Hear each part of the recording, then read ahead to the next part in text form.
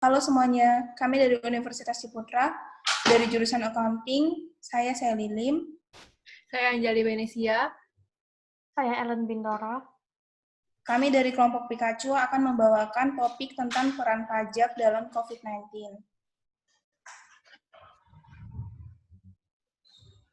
Jadi dampak pandemi COVID-19 sendiri dalam perpajakan ada dalam 4 sektor. Yang pertama yaitu pemilik usaha, yang kedua bisnis perhotelan, pariwisata, restoran, dan mall, dan yang ketiga adalah bisnis startup, yang keempat adalah investor. Jadi ini merupakan berita-berita yang telah kami kumpulkan dari 4 sektor usaha tersebut. Yang pertama ini dari sektor usaha pemilik usaha. Yang kedua ini dari pariwisata, perhotelan, dan mall. Yang ketiga yang ini dari startup.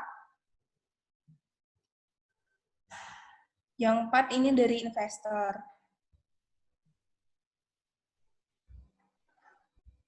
Jadi pemilik usaha sendiri di tengah pandemi COVID-19 sendiri ini tentu mengalami kesulitan, yang mana dalam pembayaran gaji para pekerja dan pembayaran akan biaya-biaya pengeluaran lainnya, sehingga mengakibatkan pemilik usaha banyak melakukan PHK akan pekerja-pekerjanya. Sehingga Sri Mulyani selaku sebagai Menteri Keuangan sendiri saat ini telah membuat fasilitas untuk sektor usaha. Jadi terdapat 5 fasilitas sektor usaha yang berlaku selama 6 bulan. Yang pertama yaitu insentif PPh pasal 21 yang mana mendapatkan penghasilan tambahan dalam bentuk pajak yang tidak dipotong. Pemberi kerja tetap diberikan secara tunai kepada pegawai. Yang mana ini tuh berlaku bagi karyawan pada perusahaan yang bergerak di salah satu dari 1062 bidang industri tertentu pada perusahaan yang mendapatkan fasilitas kemudahan impor tujuan ekspor. Yang kedua yaitu memiliki NPWP. Yang kedua, fasilitas sektor usaha yaitu insentif PPh pasal 22 impor, yang mana perusahaan di kawasan berikat mendapatkan fasilitas pembebasan dari pemungutan pajak penghasilan, yang mana ini berlaku bagi wajib pajak yang bergerak di salah satu dari 431 bidang industri tertentu pada perusahaan KITE. Yang ketiga yaitu insentif angsuran PPh pasal 25 yang mana mendapatkan pengurangan angsuran pajak penghasilan sebesar 30% dari angsuran yang seharusnya terutang. Yang mana ini berlaku dengan kriteria wajib pajak yang bergerak di salah satu dari 846 bidang industri tertentu, perusahaan KITE. Yang keempat yaitu insentif PPN, berlaku untuk eksportir dan non-eksportir, yang mana fasilitas restitusi dipercepat sehingga jumlah lebih bayar paling banyak yaitu 5 miliar rupiah, tanpa persyaratan melakukan kegiatan tertentu seperti melakukan ekspor barang atau jasa kena pajak, penyerahan kepada pemungutan PPN, atau penyerahan yang tidak dipungut PPN. Yang mana ini berlaku dengan kriteria wajib pajak yang bergerak di salah satu dari 431 bidang industri tertentu perusahaan KITE dan perusahaan di kawasan berikat. Yang kelima itu fasilitas sektor usaha yang bergerak dalam insentif pajak umum. Berlaku UMKM pendapatan fasilitas pajak penghasilan final tarif 0,5%. Yang ditanggung pemerintah. Dengan demikian wajib pajak UMKM tidak perlu melakukan setoran pajak dan pemotongan atau pemungutan pajak tidak melakukan pemotongan atau pemungutan pajak yang pada saat melakukan pembayaran kepada pelaku UMKM. Yang kedua ada bisnis perhotelan, pariwisata, restoran, dan mall. Wabah COVID-19 ini membuat sektor pariwisata telah mengalami penurunan drastis sehingga membuat kerugian yang lumayan tinggi. Oleh karena itu, pemerintah akan membebaskan pajak bagi hotel dan restoran sebagai penopang sektor pariwisata. Pemerintah akan melontarkan dana sebesar 3,3 triliun kepada pemerintah daerah untuk mengganti pendapatan daerah yang hilang karena pajak hotel dan restoran akan dibebaskan selama 6 bulan ke depan. Sedangkan bagi sektor pariwisata seperti tempat rekreasi juga sangat terkena imbas akan pandemi COVID-19 ini. Oleh karena itu, pemerintah telah menyiapkan stimulus ekonomi seperti keringanan pajak dan pembayaran cicilan. Dapat kita lihat juga bahwa banyak pengelola pusat perbelanjaan atau mal mengalami kesulitan di mana banyak tenan-tenan yang tutup sehingga pemilik mal masih harus menanggung beban operasional. Hal ini juga mendorong General Manager dari mall meminta relaksasi kepada pemerintah pusat dari diskon tarif listrik hingga PPh pasal 21 penghasilan karyawan, namun saat ini belum terdapat respon dari pemerintah.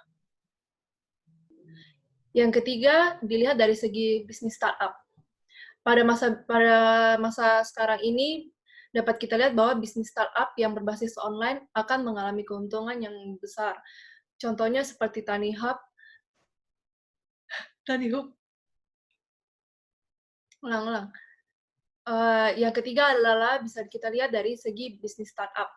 Pada masa sekarang ini, dapat kita lihat bahwa bisnis startup yang berbasis online akan mengalami keuntungan yang sangat besar. Contohnya adalah TaniHub, yang saat ini mengalami peningkatan pengguna sebanyak 20.000 pengguna baru. Akan tetapi, sebagai startup yang bergerak dalam bidang transportasi dan pariwisata, sekarang ini sedang mengalami penurunan seperti Traveloka, yang dimana semenjak corona banyak orang yang meminta reschedule dan refund akan penerbangan yang telah di-booking sebelumnya. Sehingga bagi startup yang mengalami kerugian ini selama pandemi dapat diberikan intensif angsuran PPh pasal 25 agar dapat mengalami pengurangan pajak penghasilan sebesar 30%. Selain itu, bagi yang mengalami keuntungan mendorong pemerintah untuk menerbitkan Perpu nomor 1 tahun 2020 pada tanggal 31 Maret. Pajak pertambahan nilai atau PPN sebesar 10% akan dikenakan atas barang dan jasa yang dijual melalui platform elektronik asing yang tidak memiliki entitas fisik di Indonesia.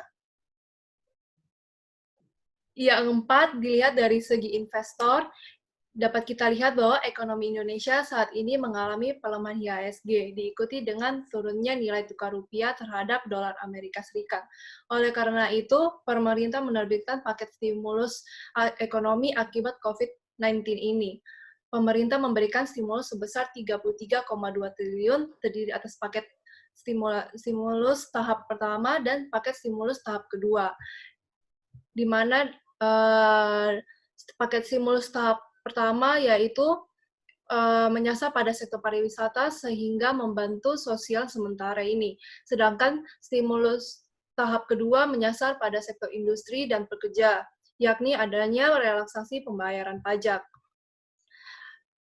Dan sedangkan jika kita hubungkan dengan investor, maka paket stimulus ini membantu para investor untuk mempermudah adanya intensif pajak pada sektor bisnis. Nah, selanjutnya ada upaya pemerintah pusat dan daerah di dalam aturan perpajakan untuk menghadapi situasi pandemi COVID-19. Dilihat dari perspektif Undang-Undang Perpajakan. Nah, di sini ada upaya pemerintah pusat. Pemerintah secara resmi membebaskan PPN dan PPh dalam rangka menanggulangi COVID-19. Peraturan ini tertuang dalam Peraturan Menteri Keuangan yang diresmikan pada tanggal 6 April 2020. Nah, terdapat 3 jenis, yaitu jenis barang, jenis badan, dan jenis jasa. Jenis barang ini terdapat barang-barang yang tidak dipungut 10% atas nilai barang tersebut, antara lain obat-obatan, vaksin, peralatan laboratorium, peralatan pendeteksi, peralatan pelindung, peralatan untuk perawatan pasien, dan peralatan pendukung lainnya. Untuk yang jenis badan, pembebasan PPN diberikan kepada badan atau instansi pemerintah, rumah sakit rujukan, dan pihak-pihak lain yang ditunjuk untuk membantu penanganan wabah COVID-19. Dalam hal ini, pemerintah tidak memungut PPN atas pemanfaatan barang impor dan jasa. Lalu yang ketiga ada jenis jasa, sementara jasa yang diperlukan dalam rangka penanganan COVID-19, sehingga tidak dikenakan PPN, yakni jasa konstruksi, jasa konsultasi, teknik, dan manajemen, jasa persewaan, dan jasa pendukung lainnya. Tidak hanya PPN, peraturan tersebut juga memberikan pembebasan dari pemungutan 3 jenis PPh. Yang pertama ada PPh pasal 22 atau PPh impor. Pembebasan atas impor dari pembelian barang yang dilakukan oleh badan atau instansi pemerintah, rumah sakit rujukan, dan pihak lain yang ditunjuk untuk membantu penanganan wabah COVID-19. Yang kedua ada PPh pasal 23, pembebasan atas penghasilan yang diterima wajib pajak badan dalam negeri dan bentuk usaha tetap sebagai imbalan yang diberikan oleh badan atau instansi pemerintah, rumah sakit rujukan, atau pihak lain yang ditunjuk atas jasa teknik, manajemen, atau jasa lain yang diperlukan dalam rangka penanganan wabah COVID-19. Yang ketiga ada PPh pasal 21, yaitu pembebasan yang diterima wajib pajak orang pribadi dalam negeri sebagai imbalan yang diberikan oleh badan atau instansi pemerintah, rumah sakit rujukan, atau pihak lain yang ditunjuk atas jasa yang diperlukan dalam rangka penanganan wabah COVID-19. Nah, kemudian ada upaya dari pemerintah daerah. Kita mengambil dari 3 contoh kota, yaitu Kota Semarang, Kota Jakarta, dan Kota Mojokerto. Pemerintah Kota Semarang mengeluarkan kebijakan keringanan penundaan setoran pajak dan diskon pajak bumi dan bangunan atau PBB untuk menghadapi COVID-19. Pemkot Semarang berkomitmen mengupayakan adanya kebijakan-kebijakan yang meringankan. Salah satunya adalah lewat kebijakan keringanan penundaan setoran pajak untuk hotel, restoran, dan tempat hiburan, serta diskon PBB bagi masyarakat. Untuk Kota Jakarta, selama KLB atau kejadian luar biasa COVID-19, yang terlambat bayar pajak kendaraan bermotor sampai tanggal 29 Mei tidak dikenakan denda. Kemudian dari Kota Mojokerto, pemerintah Kabupaten Mojokerto melakukan penggratisan sejumlah pajak daerah dan retribusi daerah yang akan digratiskan antara lain pajak hotel, restoran, parkir, dan tempat hiburan dari bulan April 2020 sampai dengan akhir Juni 2020. Pemerintah Kabupaten Mojokerto juga akan memberi diskon pembayaran PBB. Bapenda memberikan diskon sebesar 15% untuk pembayaran bulan April 2020, lalu diskon 10% bila membayar pada Mei 2020, dan 5% bila membayar pada Juni 2020. Jadi ini ada upaya-upaya sektor swasta, yaitu pelaku bisnis dan investor untuk dapat tetap meningkatkan kinerja keuangan dan pajaknya di dalam kondisi pandemi COVID-19.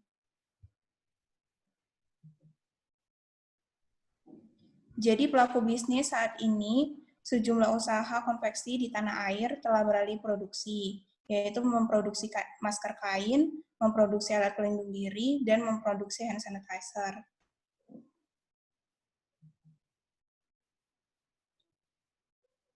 Jadi di sini dapat kita lihat di sini seperti perusahaan Aqua dan Nivea telah beralih produksi menjadi hand sanitizer, dan seperti pelaku konveksi telah beramai-ramai beralih produksi memproduksi APD dan masker.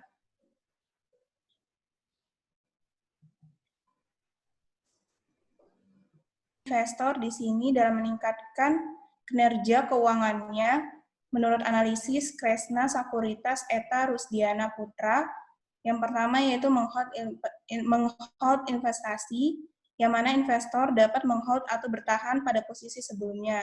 Yang kedua yaitu dollar cost averaging, yaitu strategi investasi di mana seorang investor membagi jumlah total yang akan diinvestasikan di seluruh pembelian berkala dari aset target dalam upaya untuk mengurangi dampak volatilitas terhadap pembelian keseluruhan. Yang ketiga yaitu menurunkan nilai rata-rata, yang mana penjual sebagai dan diakumulasi di level yang lebih rendah tanpa berpindah saham. Yang keempat yaitu penyederhanaan portofolio, yang mana opsi ini dapat ditempuh bila portofolio yang dimiliki seperti supermarket. Jadi di sini juga ada pendapat menurut Budi Raharjo, yang mana yaitu yang One Shield Financial Planning, yang mana investor disarankan untuk melihat kembali akan tujuan investasi yang telah dilakukan. Kemudian investor dapat mengimplementasikan dengan menentukan jenis instrumen yang cocok.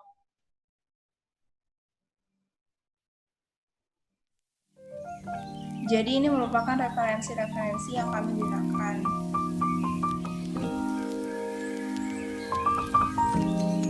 Sekian dari kami, kelompok Pikaju. Terima kasih. Terima kasih.